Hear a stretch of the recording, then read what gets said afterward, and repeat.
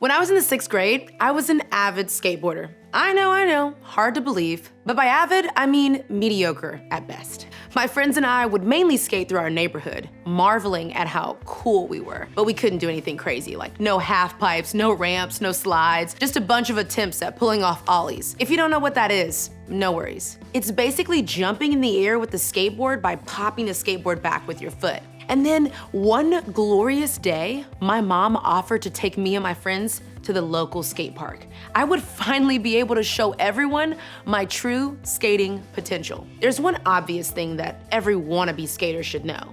If you're taking your board to a skate park, you should wear protective gear, but not me. All I had on was a helmet. There's all kinds of things I could have worn, like knee pads and elbow pads, but I thought I was a pro. 15 minutes into my first run, I fell off my board, landed on my right arm, and broke my elbow. And that was the end of my skating career. But that moment didn't just affect skateboarding. I broke the elbow on my dominant arm. So I had to wear this dumb-looking sling thing on my arm, and things like writing and eating became super hard. For 2 months, I was miserable. Every time I dropped food on myself by trying to use the wrong hand to eat, every time I tried with no success to take notes in class, every time I tried to do anything, I thought about how I wished I could go back and put on a little more gear. Like maybe elbow pads? The whole only wear a helmet idea wasn't a good one. But here's what's interesting about that. My decision to only wear a helmet wasn't wrong. I mean, it was dumb, but it wasn't like morally wrong. Some choices obviously fall in either the right or wrong categories. Murder is clearly wrong. Stealing and cheating are undoubtedly wrong things, but you already know that a lot of things, most things, aren't so simple.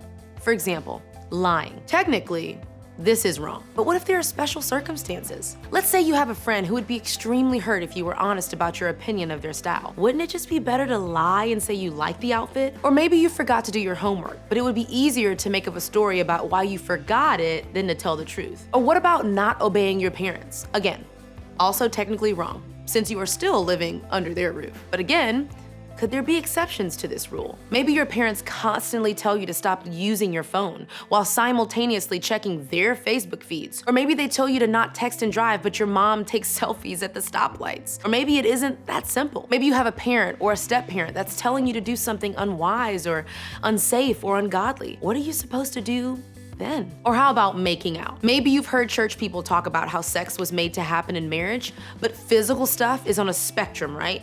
There's a whole range of things before sex, so what about kissing? What about other things? Are you really supposed to not do anything until marriage, or is everything okay before marriage? How do you actually know? Okay, let's get really real now. What about your friends? We've all got that one friend who makes bad decisions, but they're not a bad person. So what do you do with that? Maybe they don't pressure you to join them, but over time, some of their language, habits, and decisions rub off on you. But are you really supposed to just dump a friend? And aren't Jesus followers supposed to basically be friends with everybody? What are you supposed to do with a good person who isn't necessarily good for you? You could probably think of a million scenarios just like these, where the situation isn't as easy as saying, this is right, or this is wrong. Every day we encounter situations that fall somewhere in between. Situations won't always have a clear right or wrong answer. So the question is, how do you make decisions when the answer isn't obvious? And here's why your decision making is such a big deal. Just like with my skateboarding fail, what you do now will affect your later. And I'm not talking about way later, like 20 years later, although that's sometimes true too. I'm talking about what you do today may affect your quality of life tomorrow and the next day, and the day after that, or next week, or even next year. And sometimes it doesn't even take a day to feel the effects of a bad decision. A lot of our decisions now affect our now and our later. And that goes for everyone here. Whether you're a student or someone who's older like me, no matter what your age, it's a reality that will never change. So the question is, what do we do about it? How do we make choices when the choices aren't that simple? How do we make decisions now that will give us the best outcomes now and later? And how do we avoid mistakes that could mess up our future? Well, the Bible has a word that summarizes the answer to all of those questions, and that word is wisdom. Now, there are a few ways to define wisdom, but here's a simple way to think of it. Wisdom provides clarity in unclear situations, and that's what this series is all about. Gaining wisdom that can help us make better decisions now, which can help us experience a better now and a better later. Over the next few weeks, we're going to look at some big ideas from the book of Proverbs. If you're not familiar with the Bible, Proverbs is a collection of wisdom. In fact, if you've never read the Bible, Proverbs is a great place to start because it has tons of solid advice, whether you're a Christian, not a Christian, or just kind of curious about it all. Much of Proverbs was written by someone named Solomon, who was a king of ancient Israel. At the time, Solomon was considered the wisest person in history. The book of Proverbs provides so many great points of wisdom, as we'll see in the next few weeks. But the one we will discuss today gives us a great starting point. And these verses will not only help us make wise choices, they'll also help us avoid the bad results of bad choices. Check it out. Trust in the Lord with all your heart, and lean not on your own understanding. In all your ways submit to Him, and He will make your paths straight. So, let's break this down. Trust God.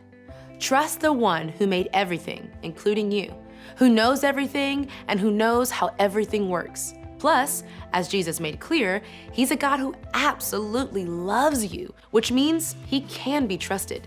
So, trust God, trust His understanding, and then don't trust your own understanding. I'll admit that this feels a little weird. You should trust yourself, right? We should all go with what our gut is telling us, right?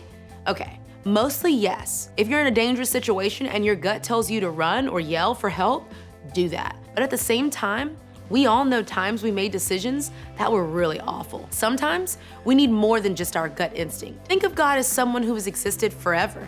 Then think of yourself as someone who's existed for 13 or 15 or 17 or 25 or 40 years. Who do you think sees life more clearly? Who can see situations and their possible outcomes better? I'm going with God. And it's not that being young makes you dumb, by the way. It's just that you don't know what you don't know yet. Think of it another way. Would you want the 6th grade version of you making your decisions today? Would you want 6th grade you deciding who you date, doing your geometry homework, or handling your college applications? No way. Why? Because 6th grade you doesn't have the perspective you have today. They couldn't possibly understand the situations you face now. We only know what we know.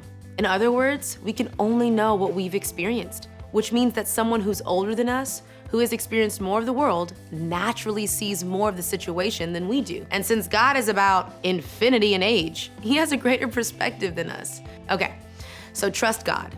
Don't trust your own understanding.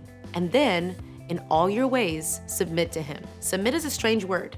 Other translations use the word acknowledge, but the big idea is to get God involved in every part of your life. It's not just a once-a-week thing. Because God knows everything and He can be trusted, entrust Him with everything. You can trust Him with all of your life.